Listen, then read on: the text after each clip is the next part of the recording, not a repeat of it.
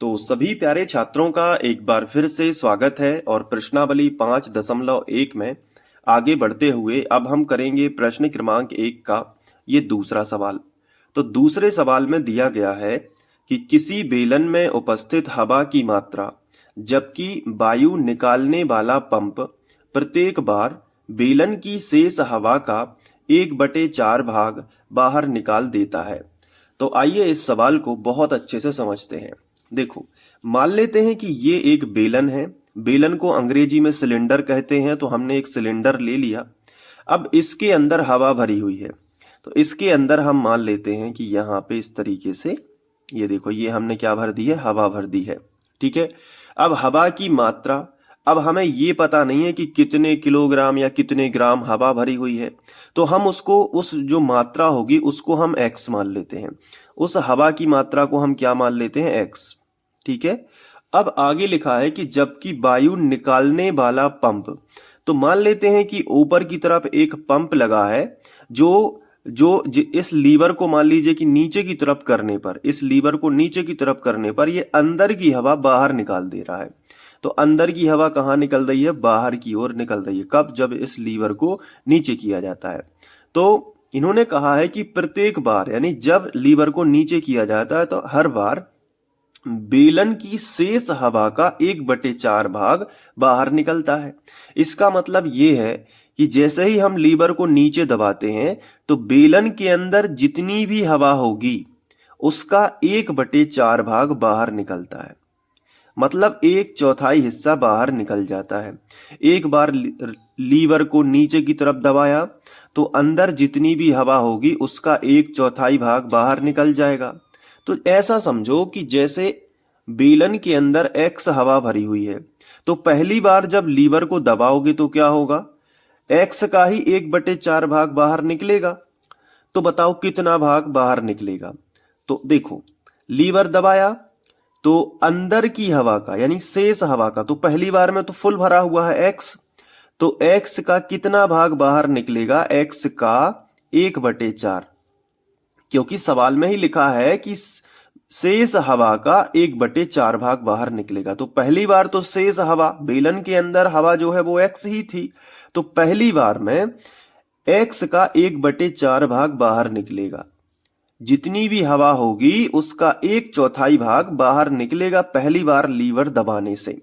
तो हमने कितनी हवा मानी थी, x मानी थी ना, तो x का ही 1/4, यानी x हवा का 1/4 भाग बाहर निकल गया। तो x का 1/4 भाग मतलब कितना हुआ, का मतलब होता है गुणा। तो x का की जगह पे हमने गुणा का चिन्ह लगा लिया और 1/4 लिख लिया। तो x का गुणा ऊपर कर लिया तो x एकम x और बटे 4, यानी कि पहली बार लीवर दबाने से x/4 हवा बाहर निकल गई। कितनी हवा बाहर निकली, x/4। तो अब सिलेंडर के अंदर कितनी हवा बची, ये समझने वाली बात है, क्योंकि सिलेंडर के अंदर x हवा थी, लेकिन सवाल कह रहा है कि लीवर दबाओगे प्रत्येक बार में शेष हवा का 1/4 भाग बाहर निकलता है, यानी 1/4 भाग बाहर निकलता है। तो x का 1/4 कितना हो गया, x/4। तो x/4 बाहर निकल गया, तो कितना बचा, तो देखो गैस थी x, उसमें से x/4 बाहर निकल गया। तो अब कितना बचा, तो x में से x/4 घटा देंगे क्योंकि ये इतना कम हो गया है। तो चलो घटा देते हैं, तो एलसीएम लेते हैं, तो एलसीएम से 4 से x में गुणा हो जाएगा, तो कितना हो जाएगा, 4x और माइनस x और बटे कितना हो जाएगा, 4। देखो लघुत्तम से, देखो x के बटे में 4 था, इसके बटे भी 4 होना चाहता है, तो 4 इसमें पहले गुणा करेगा। मैंने आपको ये सवाल अलग से समझाए थे अध्याय 3 में। तो 4 का गुणा x में होगा तो कितना हो जाएगा, 4x और माइनस कितना हो जाएगा, x और बटे 4। अब 4x में से 1x चला जाएगा तो कितना x बचेगा, 3x और बटे कितना हो जाएगा, 4। यानी कि एक बार लीवर दबाने से x हवा का x/4 भाग बाहर निकल गया, तो बचा कितना, 3x/4, ये बच गया। अब जब दोबारा लीवर दबाओगे तो शेष हवा का 1/4 भाग फिर बाहर निकल जाएगा। तो शेष हवा इस बार कितनी बची है? 3x/4। तो अब 3x/4 का 1/4 भाग फिर बाहर निकल जाएगा। मान लीजिए कि हवा इतनी बची अब, ठीक है। x पहले x थी, 1/4 भाग बाहर निकल गया, यानी x/4 भाग बाहर निकल गया। तो x में से x/4 घटा दिया, तो कितना बचा? 3x/4। अब 3x/4 में दोबारा से लीवर दबाएंगे तो 3x का 1/4 भाग बाहर निकलेगा, यानी कितना बाहर निकल गया चेक करो जरा। तो 3x/4 और का मतलब होता है गुणा और 1/4। तो 3x एकम 3x और 4 चौके 16, यानी कि इस बार 3x/16 भाग बाहर निकला है। तो हम यहां पे लिखेंगे कि दूसरी बार लीवर दबाने से बाहर निकला है 3x/16। तो बचा कितना? तो 3x/4 में से 3x/16 निकल गया, तो कितना बचा? तो घटा के देख लो। बेलन के अंदर बचा कितना था? 3x/4। दूसरी बार में हवा कितनी बची थी? 3x/4। लेकिन 3x/4 का 1/4 भाग निकल गया, यानी कितना निकला? 3x/16। वो घटा दो। तो 3x/16 हमने घटाया, यानी माइनस कर दिया। तो एलसीएम ले लो दोनों का, 4 और 16 का एलसीएम 16 आएगा। आएगा कि नहीं आएगा? तो 4 चौके 16, 4 बार भाग चला गया। 4 का 16 में भाग करोगे, 16 का भी 16 में करोगे, तो लेकिन पहले 4 का 16 में करो। 4 चौके 16 कितने बार गया? 4 बार। अब जितने बार भाग गया है उतनी संख्या का गुणा उसके ऊपर वाली संख्या में करना पड़ता है। तो 4 चौके 16, 4 बार भाग चला गया। अब 4 का गुणा 3 में करो, 4 तिया 12x। तो यहां पे बचेगा 12x। माइनस लगा है तो माइनस। अब देखो यहां पे 16 का 16 में तो एक बार जाएगा, 1 का गुणा 3x में करो तो 3x आ जाएगा, यानी 12x में से 3x घटा दो तो 9x बचेगा। 9x/16, यानी इतनी हवा अब बच गई। तो अगली बार में हवा जो बची है वो है 9x/16। 9x/16 ये देखो।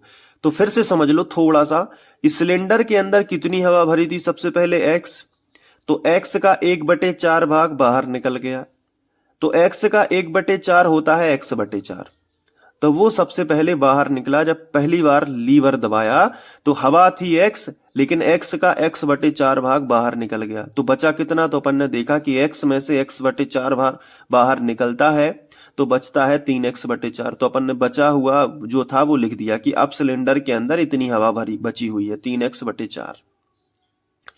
इसके बाद फिर इसका 1/4 भाग, अगली बार जब लीवर दबाओगे तो शेष हवा का 1/4 भाग बाहर जा रहा है ना।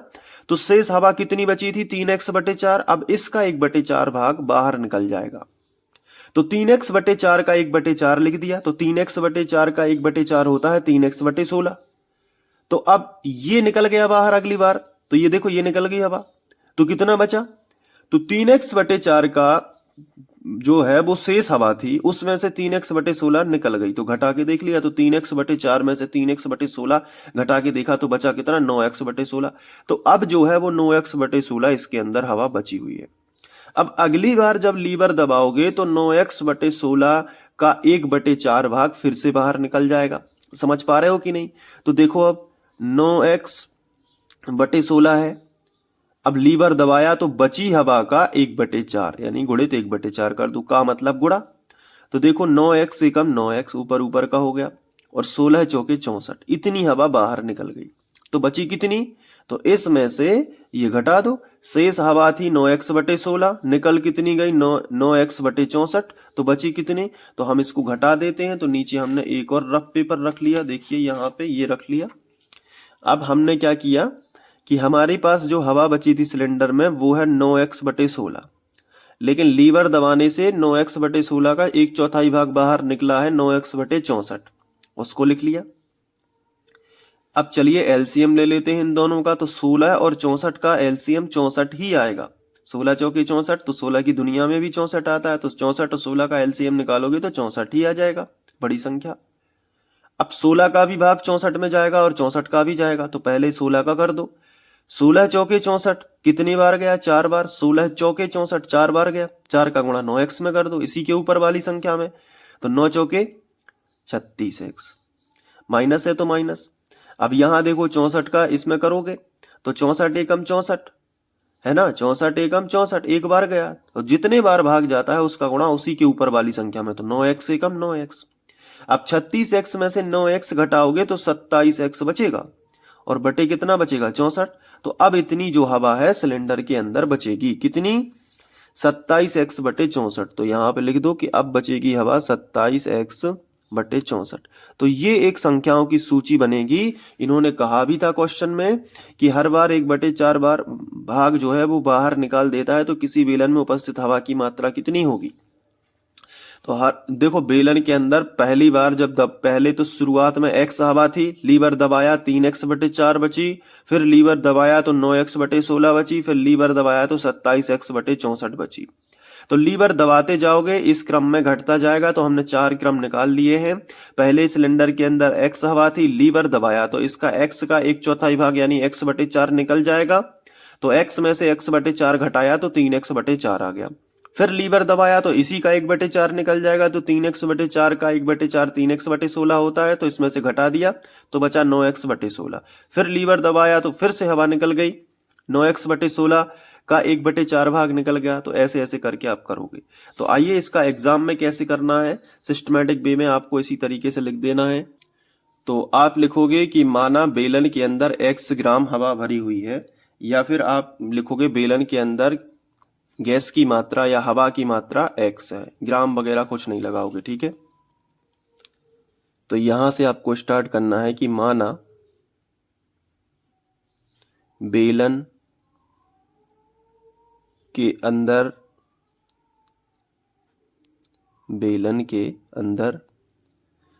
हवा की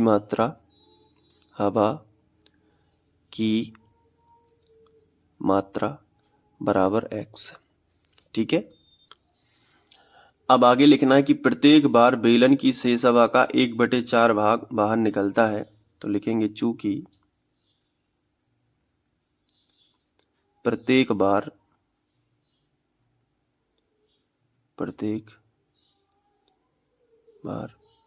बेलन की शेष हवा का 1/4 भाग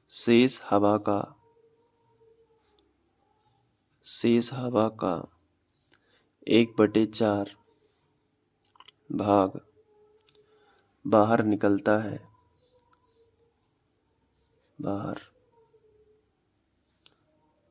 निकलता है, तो प्राप्त संख्याओं की सूची।